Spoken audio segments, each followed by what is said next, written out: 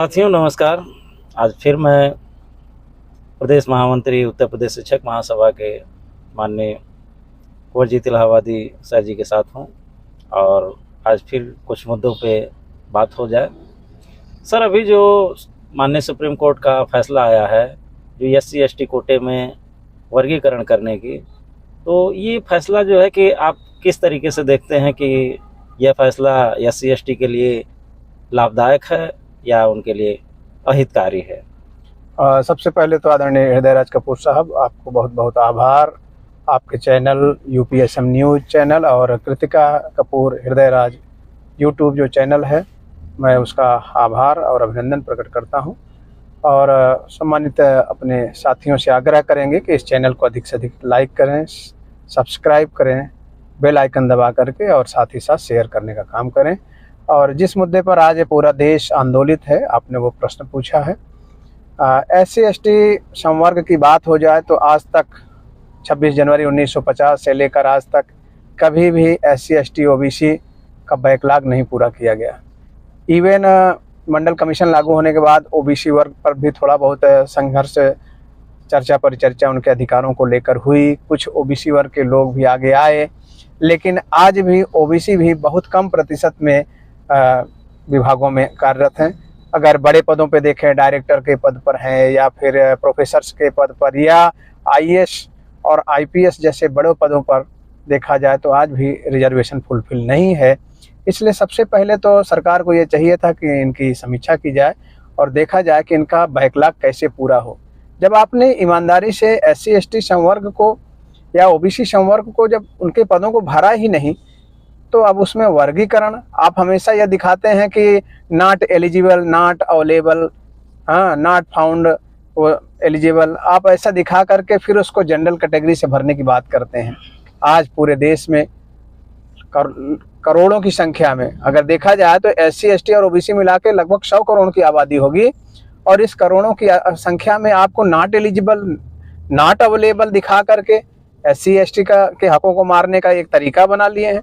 और इस तरह से जो ये वर्गीकरण किया जा रहा है, सबसे पहले बात तो इसी में देखें कि जो जजेज हैं, ऑनरेबल जो जजेज हैं जिन्होंने ये डिसीजन दिया है, क्या उसमें SC/ST OBC का प्रतिनिधित्व है और नहीं है तो कब होगा? आज़ादी के इतने वर्षों बाद भी आज भी SC/ST OBC के न्यायाधीश उन पदों पे नहीं हैं जहां से निर्णय लिया जा सकता है। मैं तो बस इस पर यही कहूँगा कि जाके पैर न फटी विवाई, सो का जाने पीर पर आई। ये है जो आरक्षण का मुद्दा है, ये कोई गरीबी उन्मूलन का वो मुद्दा नहीं है, बल्कि ये सामाजिक स्तर को ऊंचा उठाने के लिए है। आज भी प्रोफेसर को के साथ छुआछूत किया जाता है, आज भी अधिकारियों के तमाम वीडियो आते हैं, वो अपने विभागों में प्रताड़ित होते हैं। तो अगर आर्थिक रूप से सबल होने से अगर उनका सामाजिक स्तर अगर उठ गया है, शासन इसको देख ले, अगर ऐसा है तब तो आप उसमें वर्गीकरण की बात करेंगे। हमें लगता है इसमें कहीं ना कहीं यह मंशा है कि जैसे डिवाइड एंड रूल अंग्रेजों ने किया था, बांटो और राज करो, उसी तरह से यहाँ पर जो भी हो रही है शासन की मंशा के अनुसार हो रहा है। और इसमें डिवाइड एंड कॉन्कर यानी बांटो और विजय प्राप्त करो, ताकि हमेशा हम सत्ता में बने रहें, ये एक तो सर इस प्रयास है। विभिन्न पॉलिटिकल पार्टियां हैं, जैसे बसपा है, फिर आज़ाद समाज पार्टी है, सपा है, या अभी जो है कि चुनाव में कैंपेन किया गया संविधान बचाओ और इंडिया गठबंधन हुआ, तो क्या ये जो निर्णय है क्या ये संविधान के दायरे में है या सिर्फ ये नेताओं ने इस मुद्दे पे खुल के नहीं बोला, तो उसका क्या मतलब आशा लगाया जा सकता है कि वो क्यों नहीं बोल रहे हैं? देखिए, आज जो है सरकारें अपनी मंशा से न्यायालय में बैठे ऑनरेबल जजेज के माध्यम से अपनी मंशा के अनुसार निर्णय ला रहे हैं।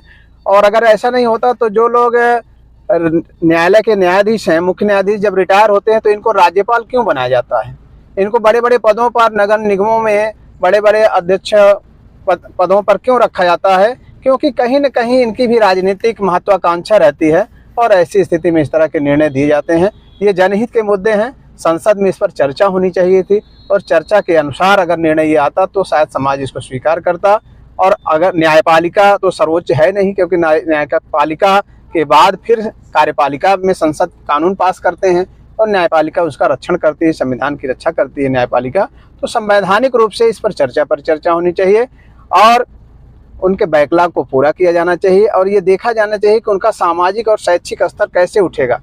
अगर देखा जाए एससी संवर्ग में कुछ ये ब्लेम लगता है, आरोप लगता है कि कुछ विशेष जातियां इसका लाभ ले रही हैं, तो यह भी देखा जाए कि उन लोगों ने अपने जो पुश्तैनी धंधे थे जिनकी वजह से उनको निकृष्ट माना जाता था, अछूत माना जाता था, उन्होंने उस धंधे को छोड़ा।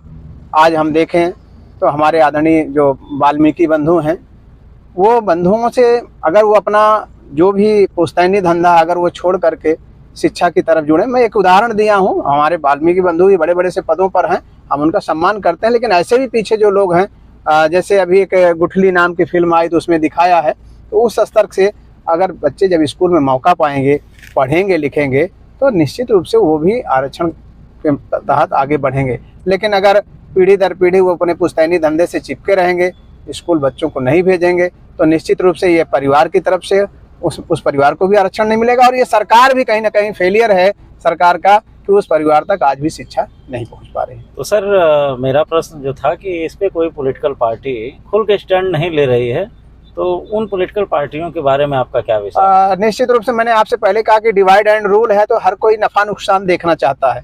हालांकि कुछ पार्टियों में, जैसे आदरणीय बहन जी ने, भाई चंद्रशेखर रावण जी ने भी, कुछ लोगों ने इस पर खुल के अपना स्टैंड रखा है कि जब हमारा अभी सामाजिक स्तर ही नहीं ऊंचा उठा है, अभी भी भेदभाव है, चाहे जितने बड़े पदों पर लोग पहुंच गए हों, तो किस स्तर पर वर्गीकरण किया जा रहा है।